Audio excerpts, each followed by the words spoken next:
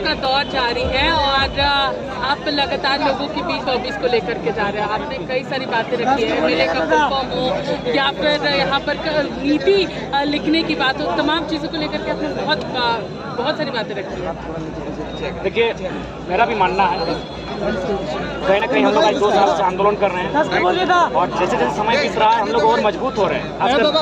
जानकारी के स्तर से, शैक्षणिक स्तर से, मानसिक स्तर से हम लोग बहुत मजबूत हो रहे हैं। उसी तरह हम लोग देखें कि बाकी जो स्टेट्स हैं वहाँ बहुत अच्छी नीतियाँ हैं, वहाँ बहुत अच्छा से स्टेट रन भी होता है और हमसे बेहतर स्थिति में है। लेकिन हमारे यहाँ स्टेट रन नहीं करने का कारण है शासन और प्रशासन।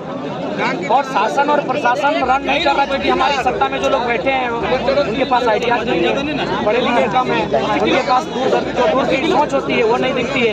इन साफ भाषा में वो हेमलेस हैं, मिशनलेस हैं, विजनलेस हैं, जिस कारण आज हमारी राजकीय दुर्गति है। नहीं तो 40% खनिज संपदा देने वाला राज्य भारत देश में नंबर 1 होता है। और ये मेरा नहीं, इस राज्य के प्रथम राज्यपाल माननीय प्रभात कुमार का स्टेटमेंट था कि हमारे जो राज्य है वो आने वाले दिनों में हिंदुस्तान का नंबर 1 राज्य बनेगा। तो इसलिए मेरा मानना है कि पढ़े लिखे नौजवानों को राजनीति की जो बागडोर है उसे संभालने का वक्त आया है। आपने अपने इस समिति को अगर बात की जाए, इस समिति को आपने अब पार्टी बनाने का निर्णय ले लिया है, इसको लेकर के अब आप आगे बढ़ रहे हैं?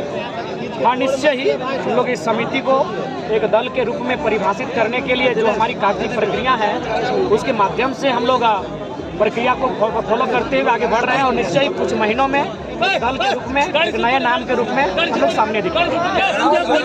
की बात कर रहे हैं लेकिन सत्ता सरकार का खिलाफ करते हैं, लेकिन डुमरी चुनाव में आपका साइलेंट समर्थन जो है वो जयमन नहीं बिल्कुल नहीं। तो ये आरोप क्योंकि वो जो 30 सेकंड का वीडियो देखेंगे वो मैंने ये भी कहा था यूपीए को क्यों, एनडीए क्यों, तो एनडीए वालों ने मौका देखा उसको काट के चला दिया।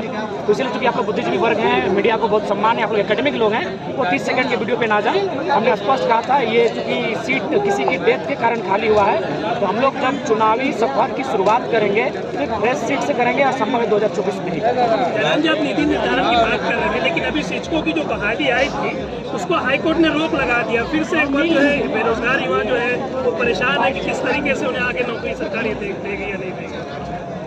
देखिए, नीति निर्धारण राज्य में एक बहुत ही चैलेंजिंग विषय है। बिल्कुल सामने आप 23 सालों के झारखंड को देखिए, इसका प्रमुख कारण यही है कि झारखंड एक अपने से गुलाम है। बाकी जो भी राज्य हैं वहाँ परतंत्र नहीं स्वतंत्र है, स्वतंत्रता है। उस राज्य के लोग नीति नियम बनाते हैं, उस राज्य के लोग विधि व्यवस्था में हैं। लेकिन झारखंड मुझे लगता है शायद अगर पूर्ण राज्य की बात कही जाए तो झारखंड एकमात्र राज्य है जहाँ विधि का निर्माण, नीति का निर्माण यहाँ के मूलवासी नहीं अपितु थोपे हुए लोग करते हैं। इसीलिए नीति को ऐसा बनाते ताकि यहाँ थोपा जाए और एक ऐसा बैकडोर रहे जिसमें सभी राज्यों को, पूरे भारत को आने का न्योता मिले। तो इसलिए मुझे लगता है स्थानीयता को लेकर झारखंड को सोचना चाहिए। झारखंड के प्रत्येक नौजवान 3.25 करोड़ की आबादी को सोचना चाहिए कि झारखंड में किस प्रकार से यहाँ के लोगों के, मूल लोगों के हक को छीना जा रहा है, उनके हक को किसी और को बेचा जा रहा है। आज सोचने का समय है, नहीं तो 20 सालों में झारखंड एक खंडहर विस्थापित क्षेत्र के अलावा कुछ नहीं दिखेगा। जयराम जी, आज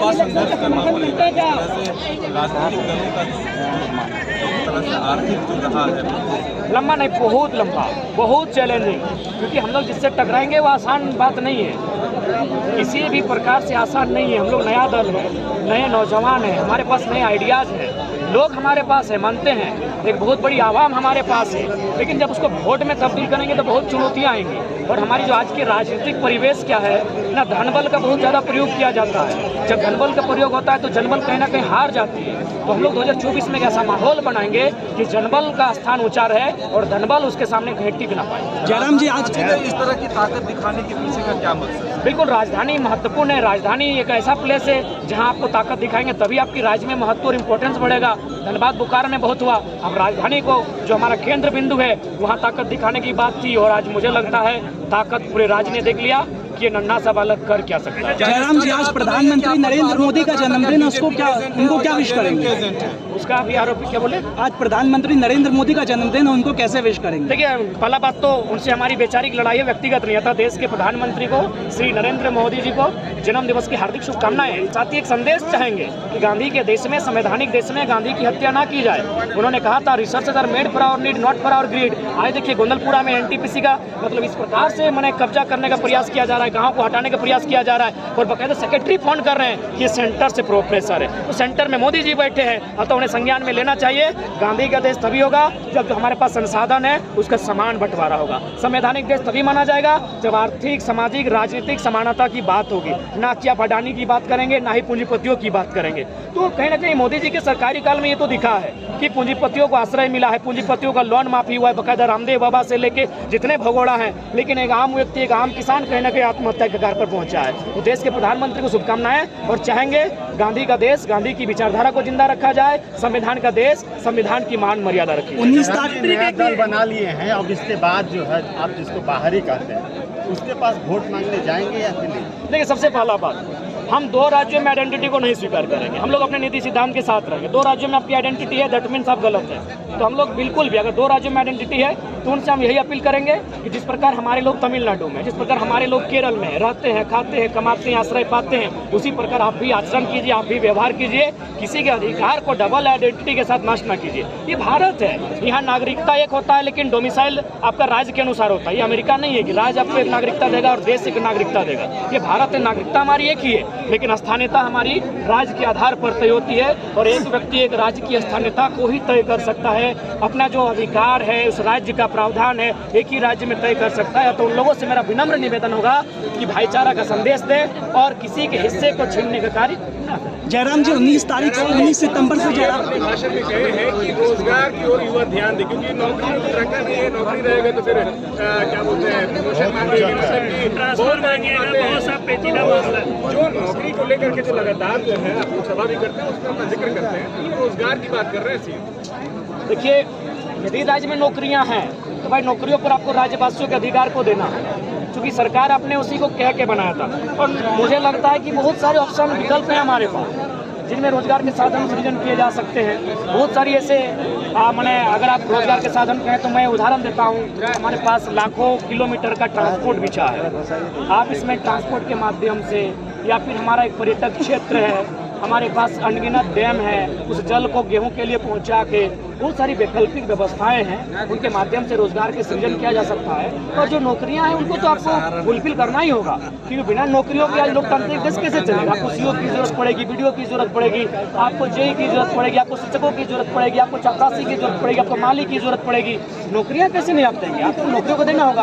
अब आप इनको टेंडर लगा के आउटसोर्सिंग के माध्यम से अगर शिक्षा को भी बेचेंगे, तमाम वैकेंसियों को बेचेंगे, तो फिर झारखंड के पास कुछ नहीं बचेगा। इसलिए राज्य सरकार अगर ये बयान देती है तो दुर्भाग्य है। अगर ऐसा ही करना है तो ठीक है, मुर्गा मुर्गी पालन करें। आप बसंत सोरेन को टिकट क्यों दिए? बुद्धू सोरेन को देते।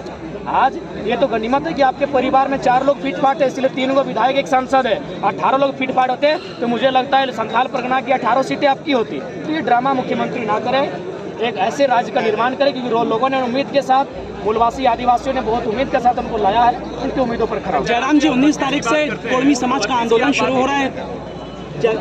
कोळमी समाज का आंदोलन शुरू हो रहा है एसटी सूची में शामिल करने को लेकर के, उस पर क्या कहेंगे? उस पर क्या? देखिए, भारत एक संवैधानिक देश है। इस संविधान के देश में हर किसी को अपने संविधान के दायरे में रखकर अपने अधिकार को मांगने का अधिकार है। बाकायदा कुर्मियों का जो इतिहास रहा है आप भी जानते हैं कि खेती से उनका इतिहास रहा है। यहाँ के मैंने आदिवासी लोग हैं, कहीं ना कहीं उसके साथ छल इसलिए हुआ है क्योंकि मैक्सिमम जो उद्योग है उनकी ज़मीनों पर है। तो इसीलिए मेरे सभी भाइयों को भी ये सोचने की आवश्यकता है कि उनकी लड़ाई एक ऐसी लड़ाई है जो पीड़ित है। आपको मजाक लगेगा, कुड़माली जो भाषा है हाल फिलहाल 2011 की जनगणना में मात्र 43 दिखाया गया। तो सोचिए, जिसकी आबादी पूरे आसपास के 3 राज्यों में 2 करोड़ 2.5 करोड़ है, उनकी भाषा को 43। तो ये कहीं ना कहीं राजनीतिक षड्यंत्र है उनको मिटाने का, उनको नष्ट करने का। तो हम तो बार बार कहते हैं, बाकायदा हमको जब पूरा बात रखने का मौका दीजिएगा तो जो अभी विवाद चलता है उस पर भी हमारे पास विकल्प है। जब हमने कहा कि EWS जिसको कोई जानता नहीं था उसको लोगों ने धरातल पर लाया, तो आप केंद्र की सूची में जो है रहने दीजिए। राज्य को अगर समस्या होता है बाकायदा तो हम ये भी तर्क देते हैं कि आज पहाड़िया जनजाति, बिरोहरी जनजाति, बिरोजिया जनजाति, ये बाकी जनजातियों के साथ मुकाबला नहीं कर पाएंगे,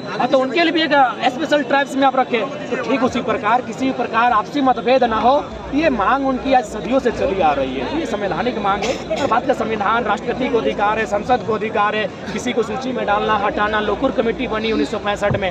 तो ये भारत एक स्वतंत्र देश है, लोकतंत्र देश है। लोकतंत्र में लोगों की मांग मांगने को उनको आंदोलन में आप भी शामिल होंगे? बोल रहे कि आप लोग जो है उनका हक अधिकार छीनने की कोशिश कर रहे हैं। एक बात बताइए, आज तो मोटा मोटी वो समुदाय सूचीबद्ध नहीं है, आज तो सूचीबद्ध नहीं है। अभी कब होगा नहीं होगा ये अलग विषय है, लेकिन आज आदिवासियों के साथ किसने अन्याय किया है? देखिए रांची की स्थिति देखिए, जहाँ जहाँ उनका आशियाना है, जहाँ जहाँ उनका ठिकाना है, तो ये केवल एक भ्रम फैलाया जा रहा है। हम तो कहते हैं अगर ऐसा बात होता है तो राज्य सूची एक बनाई जाए जिसमें एक फार्मिंग ट्राइब तय किया जाए, एक प्रिमिटिव ट्राइब तय किया जाए, केंद्र सूची एक रहे। आखिर बाकी राज्यों में कहीं अदर बैकवर्ड कास्ट 1-2 है, एमबीसी है, ओबीसी है, BC1 है, BC2 है, लेकिन केंद्र सूची में एक है। EWS कोई नहीं जानता था, 2016 में अचानक आके टपका। क्यों? समय की मांग थी।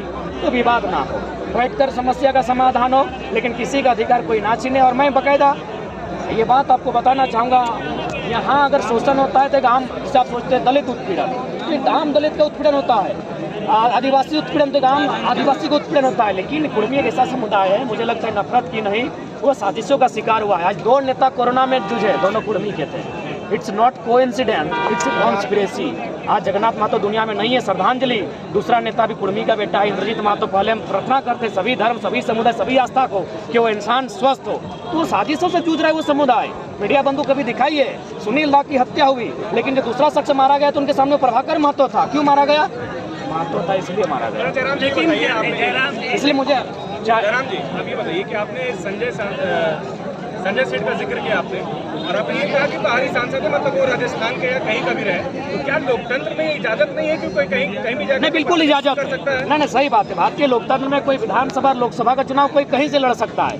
तो झारखंड के लोग आज तक कभी बिहार, यूपी, बंगाल से नहीं लड़े हैं। तो ये थोपा हुआ लीडर क्यों? कि हमारे पास लीडरशिप की कमी है। जनादेश मिला था ना, आप ये मानते हैं कि नहीं मानते? नहीं, ठीक है, जनादेश इसलिए मिला था कि हमको कमजोर करके रखा गया। इट्स प्लानिंग है। हमें आर्थिक कमजोर बना के रखा गया, हमें राजनीतिक कमजोर बना के रखा गया, हमें सामाजिक कमजोर। आज जो आदिवासी मूलवासी को टकराया जा रहा है, कहीं ना कहीं सामाजिक कमजोरी कमजोर करने के लिए, ताकि वो लोग आसानी से शासन और शोषण कर सके।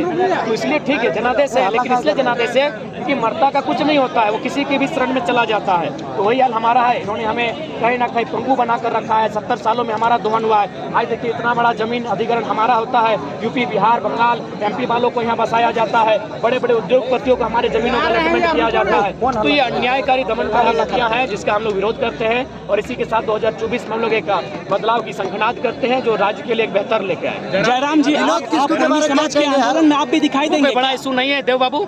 मुझे लगता है एक जिला अध्यक्ष जिसको खुद की जानकारी नहीं, उस पर हमारी टीका टिप्पणी नहीं, जो कहना था हमने मंच में कह दिया है।